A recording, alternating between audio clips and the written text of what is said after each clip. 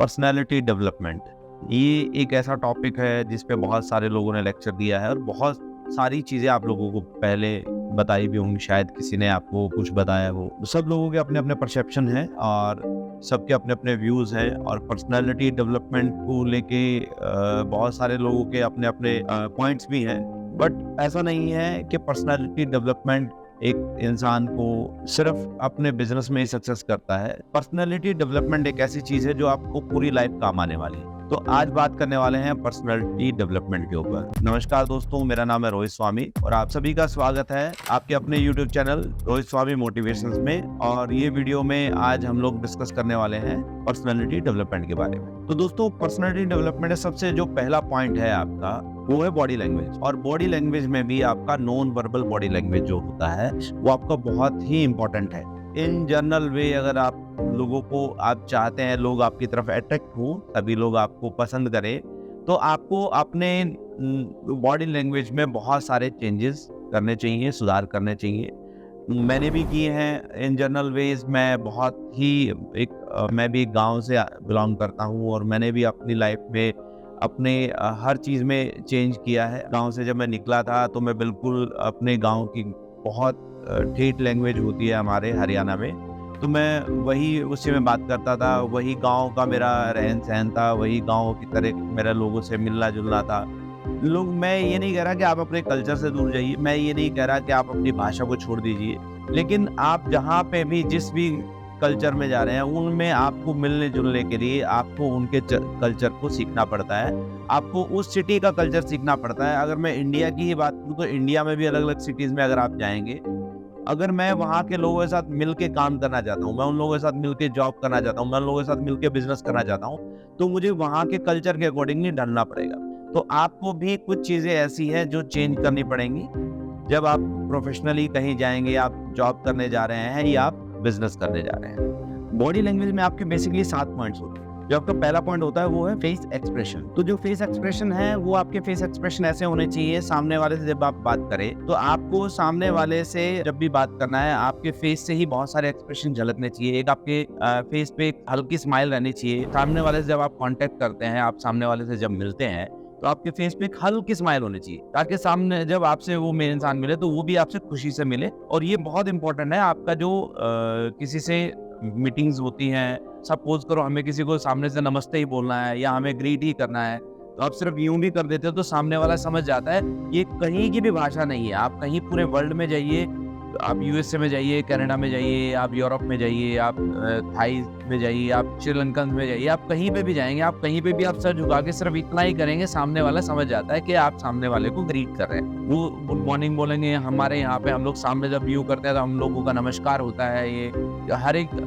Culture के हिसाब से उसको मीनिंग सेम ही है, बट सिर्फ वो उनका कहने का तरीका, शब्द अलग हो सकते हैं। लेकिन अगर हम लोग इमोशंस में आपको जो बताना चाह रहा हूँ वो है मेरे इमोशन, आपके फेस के जो इमोशंस हैं वो उनसे ही आप बहुत सारी बातें आप कह सकते हैं। तो जो हमारा नेक्स्ट पॉइंट है दोस्तों वो है बॉडी पोस्चर एंड आपका जो मूवमेंट होता है, आपका जो बैठने का तरीका है, जो आप किसी से हाथ मिलाते हैं, आपका जो बॉडी का मूवमेंट है वो मेन डिपेंड करता है आपके चलने पे और आपके उठने बैठने पे। आपका किस तरीके से आप बैठते हैं, किस तरीके आप सामने वाले से आप हाथ मिलाते हैं, ये सारे के सारे आपका बॉडी मूवमेंट और बॉडी पोस्चर में आता है। ये 7 पॉइंट जो मैं बता रहा हूँ आप लोगों को, ये 7 पॉइंट पे आपने बहुत फोकस करना है। नेक्स्ट पॉइंट है जेस्चर्स। तो जेस्चर्स क्या होते हैं? बेसिकली जब मैं आपसे अभी भी बात कर रहा हूँ तो मैं आपको हाथ के इशारे से बहुत सारी चीजें आपको समझा रहा हूँ। अगर मैं हाथ यूज ना करूँ तो ये सारी चीजें भी आपको बात करते टाइम ध्यान रखनी है कि आप जब कहीं मीटिंग में हैं, आप किसी से बात कर रहे हैं, तो सामने वाले को आप कॉन्फिडेंट फील कराने के लिए कि आप कॉन्फिडेंस में है पूरा,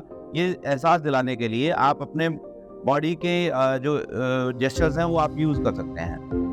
अगला जो पॉइंट है वो है आई कांटेक्ट। जब आप सामने किसी से बात कर रहे हैं, मिल रहे हैं, आप उससे जब भी बात करें आप उसकी आंखों में आंखें डाल के बात करें।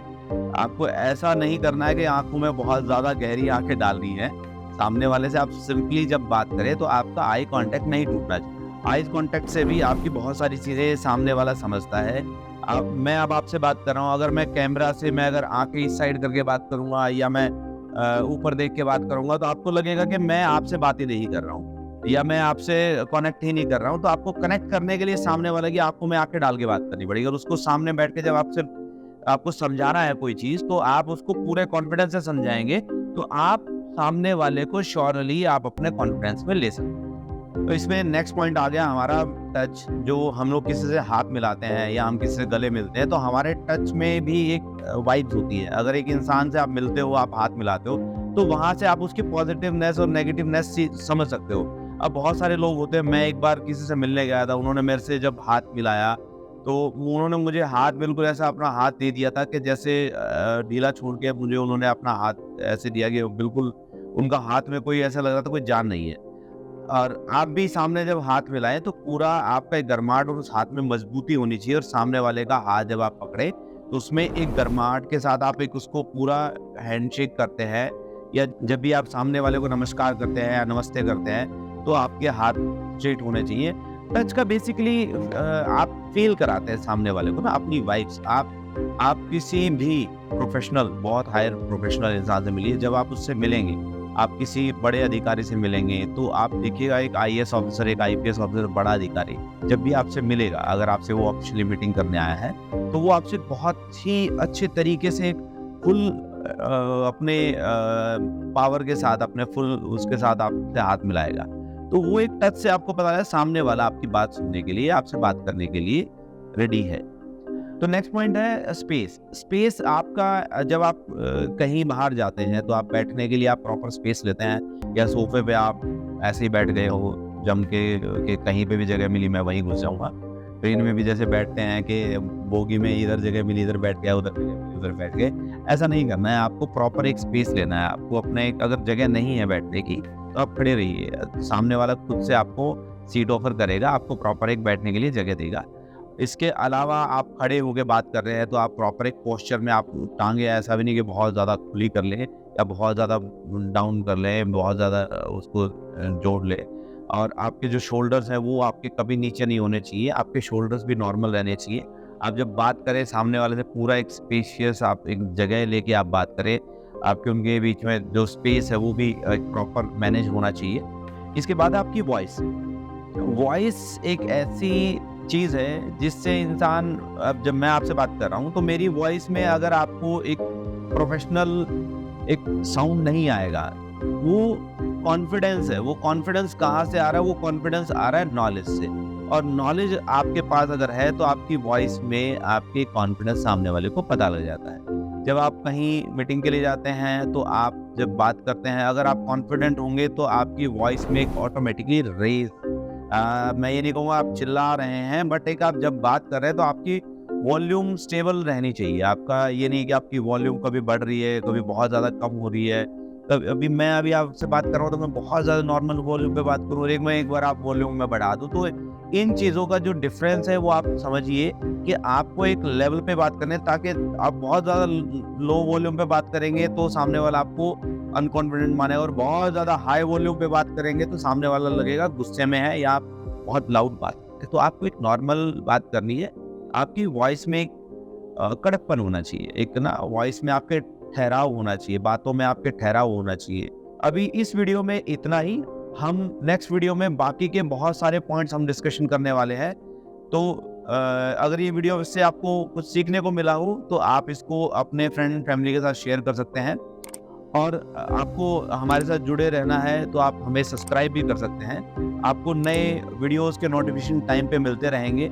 हमारा पर्पस सिर्फ इतना है कि लोगों को एजुकेट करना, लोगों को जागरूक करना। हम चाहते हैं कि देश का जो युवा है वो ज़्यादा से ज़्यादा रोजगार या फिर ज़्यादा से ज़्यादा लोग बिजनेस करें, क्योंकि हमारा सिर्फ एक ही मोटिव है कि लोगों तक कनेक्ट करना। नमस्कार, जय हिंद, धन्यवाद।